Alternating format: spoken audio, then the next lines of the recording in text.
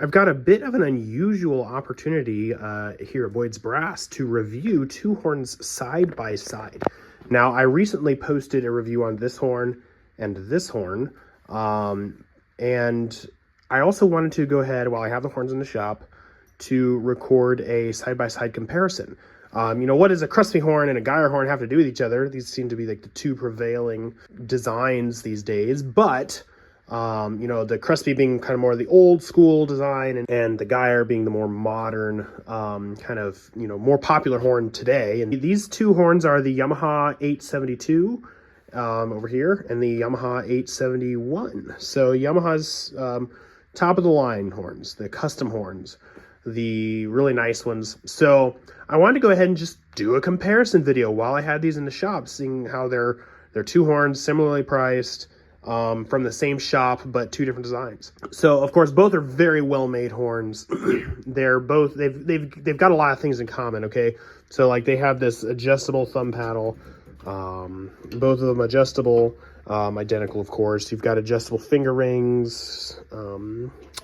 They have very similar builds when it comes to the make of the horn, although I'm going to go ahead and just point out that I noticed some immediate differences between the valve sections. So I'm going to go ahead and put these horns like on the table off these stands so I can show you this better.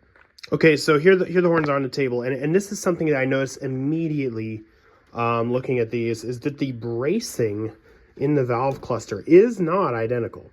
So on this 872, you have a brace here and a brace here, no braces on the second, no braces in between here, and a brace here and a brace here in the slides. Okay, so that's interesting. And this is very reminiscent of a Con 8D. 8Ds are braced this way, at least the ones I remember. Over here on the Geyer, you do not have any braces here. You do have the braces in the slides, and you don't have any braces in the center here, but your two braces are here. So same number of braces, different placement of the braces.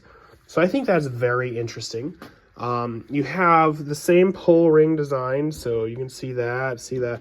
I bet you these slides are made on the exact same kind of bending device. They look very similar. You've got a shepherd's crook. The Yamaha custom design is the same. Obviously, they're made out of yellow brass and nickel silver, but that's no big deal. You've got the exact same finger paddles between the horns.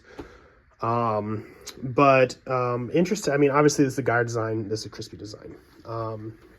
So very interesting bracing there, though. I find that interesting. Obviously, there's going to be other huge differences between the design, but like the part that I would think would be pretty similar would be the bracing here. But no, they seem to have thought through like, oh, this is better here. This is better here. And I don't know what they're copying or what their thoughts were there. If you know, go ahead and hit me up in the comments. That'd be pretty cool. I am eyeballing this, and it looks like this brace and this brace are identical. So you have basically the same lead pipe kind of idea coming out here, same distance here, just basically the same way they make those is pretty similar. I mean, we're talking like the same length and everything, so same brace there. But the receiver looks a bit different. The 872 has a larger receiver port here. The 871 has a smaller one. So I think that's interesting. And actually, like, this means that this is from the tip of this brace to here is actually further than here, but not a whole lot, just a little bit. So that's interesting. Let's go ahead and flip to the back side of the horns and look at that. So here's the horns on their backs. Obviously, you've got the main Geyer design here with the F branch tuning slide facing upward right next to the main tuning slide. You have the normal Kruspe design here with the main tuning slide facing upward and the F branch downward.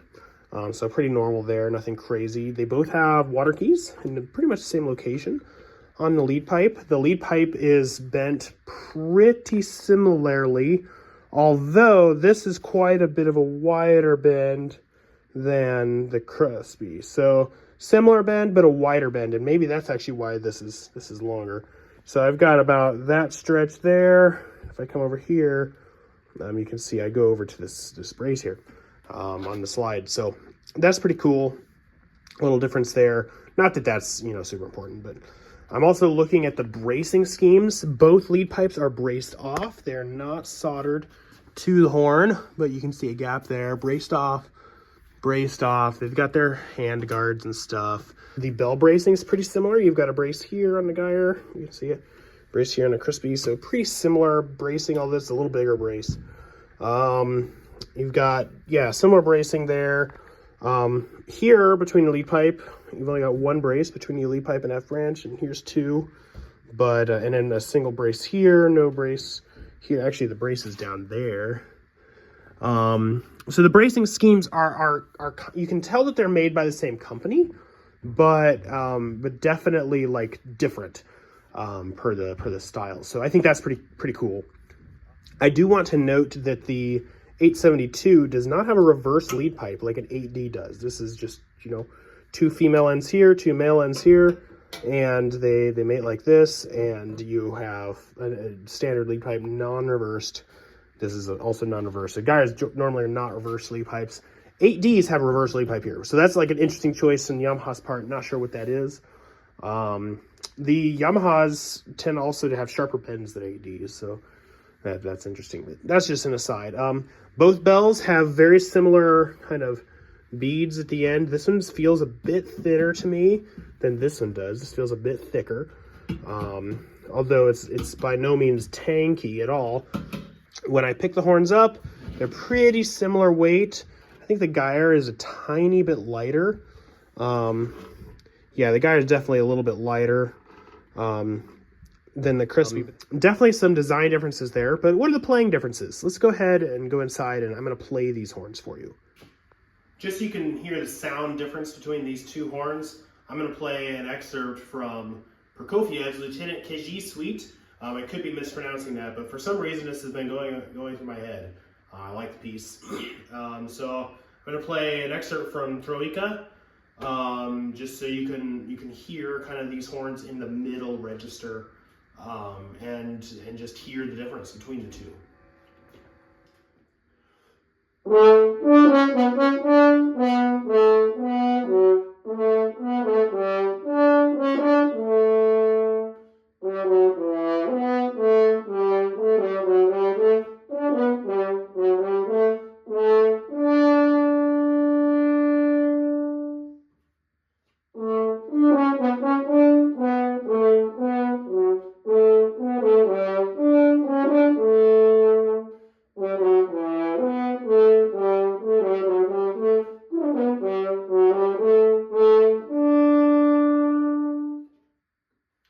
That's the thought. I'd play a little bit of the Villanelle. In the review of this horn, I played that, just so you can hear some of the faster passages that these horns can travel over the notes quickly, and just hear kind of some of the articulations behind each one of them, how they sound there.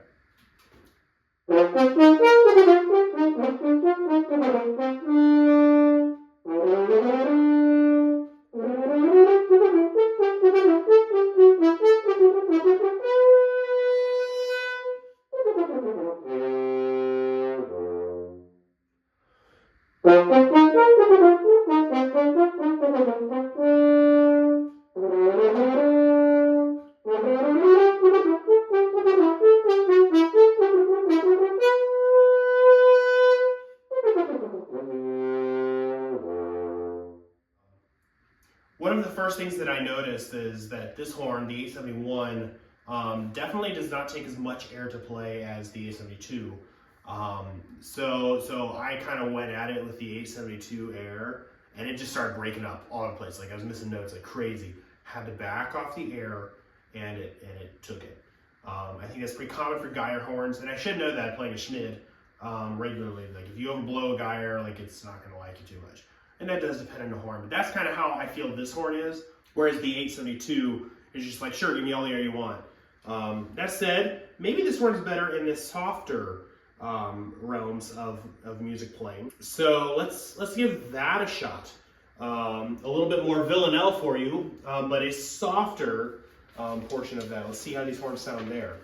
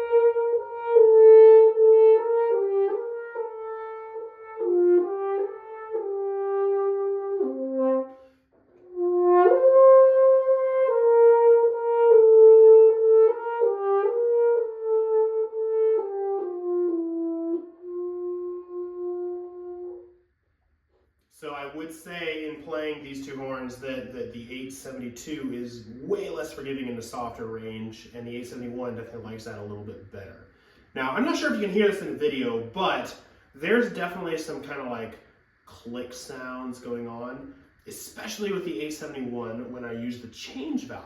Let me go ahead and demonstrate that, see if you can actually hear it. So you can definitely hear a click when I use the change valve, and I'm going to demonstrate that first by actually blowing air through it and see if you can hear that. So that kind of sound is kind of bothering me actually, and I'll demonstrate that it's not happening near as much on these three valves here. You can hear a little more on third, but that's a very normal sound. This change valve is super loud. Listen. And you can actually hear that when playing. So I'm just going to go between G and A and G and A flat so you can hear that.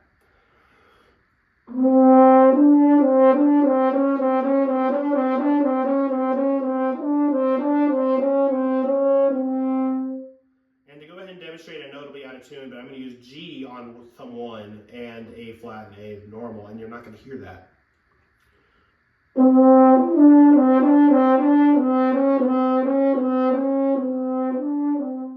Much smoother sound. Of course, you don't want to use thumb 1 on G normally. But this change valve is absolutely giving it like a click sound. And that might be because it's basically a brand new horn and the compression rating is so high. But it also, I think, is probably a little bit of a design flaw. I think Geyer horn makers are generally kind of chasing this sound around because you're changing the direction of the airflow through the valves on a Geyer horn where it remains the same in a Kruspe horn. They actually both go the same direction. Geyer horn has air going this way and an air going this way, depending on the horn you're playing. So that is an interesting thing I note about this horn. That said, you're not going to really notice it playing. I mean,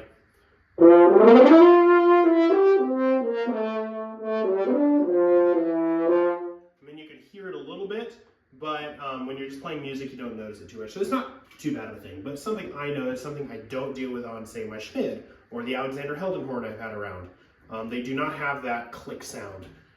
So this Kruspe, on the other hand, the 872, does not have the same general problem, although I can still hear like really high compression valves creating a bit of a click between notes.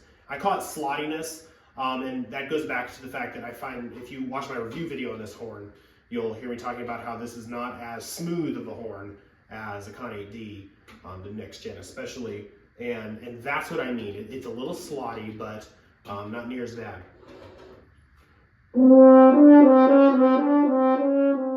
You can still hear the valve,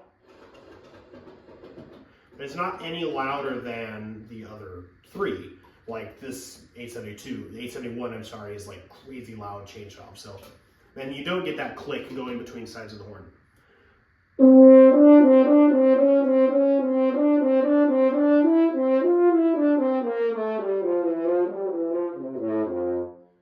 So I would say that this is a smoother horn overall. That's going to be its qualities. This horn definitely plays more Kruspe-ish, and it's got those playing characteristics. It's smoother overall. It's more slurry than the 871 is, but the 872 is absolutely not as forgiving in the quieter register. That said, the 871 is going to break up at louder dynamics faster than the 872, which is very common per like Kruspe and Geyer stuff. So nothing is really surprising me there. Benefits of the 871, I think, are going to be that it's a Geyer horn, so a more popular design for today. It's of course very well made. It's softer register, much nicer horn when it comes to the soft register, but the louds break up. So conclusion on these two horns, if I had to choose between these two, I think I probably would end up going actually with the 872. I can get used to a Kruspe style horn. It's a little smoother. I really like smoothness, and I can control it in a small, soft range if I have to. But that's just me. A lot of people would choose this Geyer horn, which is great. Matter of fact, I play with professionals who play this horn, and very similar. So both are totally professional horns. Both are totally worth checking out if you're into a newer Yamaha. So I do thank you for watching this video. If you like this kind of content, horns related stuff, repairs, reviews, things like that, definitely like and subscribe. If you have any questions, put them in the comments or write me at boydsbrass.com. If you're looking for a used horn to buy, boydsbrass.com, I sell horns. And if you're interested in me reviewing your horn, feel free to reach out there. Or if you have repairs and you're in the Phoenix area, want to ship your horn in, we can talk about that as well. So all of that, just contact me at boydsbrass.com. And I definitely appreciate you watching this video. And I'll see you next time. Happy horning.